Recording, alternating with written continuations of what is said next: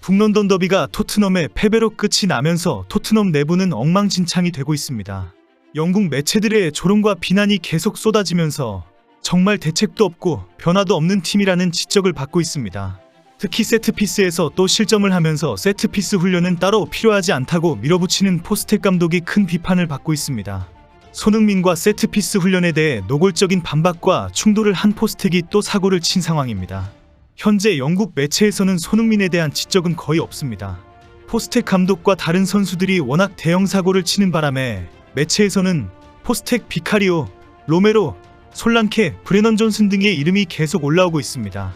BBC에서 해설을 맡은 게리 네빌은 토트넘의 골키퍼 비카리오의 상태가 많이 이상하다고 지적했습니다. 경기 내내 바람에 펄럭이듯이 작은 달리기를 계속 보여주었다고 조롱했습니다. 가장 침착해야 하는 골키퍼가 수시로 공을 들고 우당탕 뛰어가는 충격적인 혼란 상태를 보여준다는 지적입니다. 네빌은 비카리오는 항상 불안해하는 모습을 노출시키고 있다. 제발 침착해라고 말해주고 싶다라며 토트넘에서 가장 불안한 선수라고 주장했습니다. 네빌은 이상한 토트넘 선수가 패닉에 빠지는 것을 나는 발견했다면서 아스널의 코너킥 상황에서 불안 초조해하는 모습에 비카리오를 비판했습니다. 그러면서 토트넘과 아스널전은 결코 심리불안 증세를 가진 선수는 출전하면 안 된다고 조롱했습니다. 네빌은 포스텍 감독에게 다음 경기에도 세트피스로 패배할 수 있다라며 일주일 내내 전략을 세우는 것보다 날씬한 비카리오를 특별 관리해서 몸집을 키우는 것이 더 필요하다라고 조언했습니다. 비카리오가 불안하다는 비판을 조크를 섞어서 포스텍까지 엮어서 조롱까지 한 것입니다. 영원한 토트넘 지지자인 해리 레드냅과 제이미 레드냅 부자지간의 해설도 비난일색입니다. 전 토트넘 선수인 제이미 레드냅은 토트넘의 선수 한 명이 경기를 패배로 만들었다. 진짜 심각한 문제이다라고 주장했습니다. 아스널의 득점 당시 가브리엘을 놓쳐버린 로메로를 저격한 것입니다. 레드냅은 로메로는 때때로 너무나 명백하고 심각한 단점을 가지고 있다고 지적했습니다. 로메로는 지역 마킹에서는 종횡무진했지만 맨 마킹에서는 항상 뒷북을 치면서 선수를 놓친다는 것입니다. 제이미 레드냅은 전 토트넘 감독인 해리 레드냅의 아들입니다. 해리 레드냅은 토크스포츠와의 인터뷰에서 뉴캐슬의 알렉산더 이삭이 토트넘을 선택할 일은 없을 것이다 라고 주장했습니다. 이삭은 지난 여름 토트넘과 아스널의 강력한 영입 제안을 받아왔습니다. 하지만 뉴캐슬이 요구한 이적료 1,700억 원으로 너무 높았고 뉴캐슬의 에디 하우 감독의 강력한 반대에 부딪혀 이적이 무산되었습니다. 레드냅은 북런던 더비의 결과를 놓고 보면 이삭이 바보가 아닌 이상 아스널을 버리고 토트넘으로 가지 않을 것이다 라고 주장했습니다. 영국에서 축구 저널리스트로 유명한 헨리 윈터는 경기장에서 들려온 토트넘 팬들의 고함과 분노, 원성을 공개했습니다. 관중석에서 함께 경기를 지켜본 윈터는 토트넘 팬들이 끊임없이 짜증을 내고 분노했다라고 전했습니다. 윈터는 소셜미디어에 토트넘 선수들이 공을 계속 옆으로 패스만 하는 것과 토트넘의 불안한 수비수 뒤로 때리는 아스널의 크로스 상황마다 짜증을 내었다고 전했습니다. 특히 시간은 부족한데 토트넘 선수들이 패스는 전혀 날카롭지 않아서 도대체 왜 자꾸 돌리는지 불안하다. 저러다 또 빼앗긴다라고 고함쳤다고 합니다. 실점 이후 경기 종료 시간은 계속 다가오는데 토트넘의 공격에는 매서움이 전혀 없다면서 도대체 뭐 하는지 이해가 안 된다라고 짜증내었다는 것입니다. 실제 토트넘의 팬들은 소셜미디어에 솔랑케의 패스와 브레넌 존슨의 크로스에 대해서 많은 비난을 하고 있습니다. 솔랑케의 터치는 정말 끔찍했다. 솔랑케는 공격진의 온 공을 다시 수비진으로 내보내는 터치만 했다. 12세 어린 아이들보다 더 모자란 기술이다. 존슨의 크로스는 항상 기회를 날려버리는 결과로 끝이 난다. 왜 존슨을 계속 기용하는지 이해가 안 된다. 포스텍 감독은 경기 종료 후 인터뷰에서 잘못된 점은 수정하겠다라며 황당한 발언을 했습니다. 포스텍은 나는 보통 첫 번째 시즌에는 우승하지 않는다.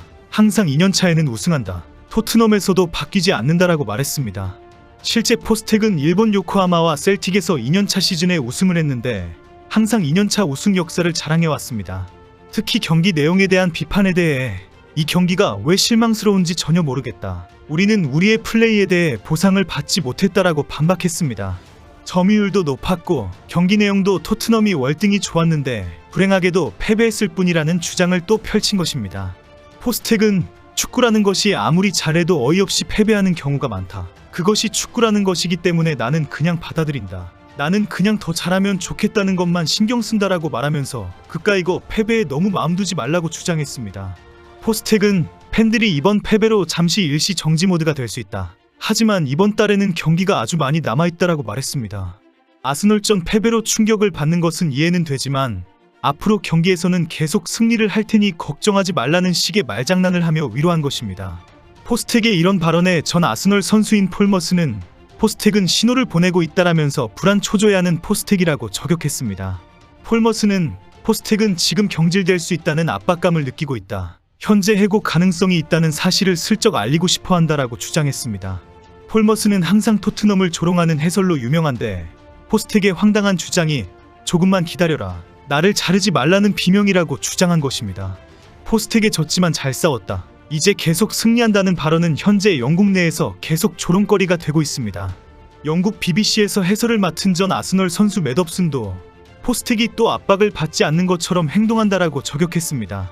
그러면서 포스텍이 아무 문제도 없는 것처럼 태어난 척하는 것 자체가 압박감을 느끼고 있다는 것이다라고 주장했습니다. 맷 업슨은 토트넘은 개막 한 경기에서 단 1승만 거두었고 어떤 타이틀에서도 우승할 실력을 갖추지 못하고 있다는 것이 증명되었다라고 지적했습니다. 덧붙이기를 포스텍은 이미 퇴진 압박을 받고 있다라고 주장했습니다. 특히 세트피스에 또 어이없이 실점을 하면서 손흥민과 포스텍의 충돌도 다시 화제가 되고 있습니다. 포스텍은 세트피스 훈련이 필요하다는 주장 손흥민의 발언을 무시해버리는 것으로 유명합니다. 북런던 더비를 앞두고 영국 BBC는 이번 북런던 더비는 중원 싸움과 세트피스가 승부의 핵심 변수가 될 전망이라고 전망했습니다. 아스날은 지난 시즌 세트피스에서 22골을 기록하며 리그 최고 수준의 세트피스 공격력을 보여줬습니다. 이는 토트넘이 지난 시즌 세트피스에서 실점한 16골과 크게 비교됩니다. 특히 아스날은 지난 시즌 토트넘과의 3대2 승리 경기에서도 세트피스로 2골을 기록했습니다. 당시 아스널전 후에 손흥민은 세트피스 훈련을 해야 한다, 강하게 버티며 다시 나아가야 한다라고 주장했지만 포스텍은 강력 반대했습니다. 포스텍은 세트피스 전문 코치는 따로 필요하지 않다고 고집하는 감독입니다.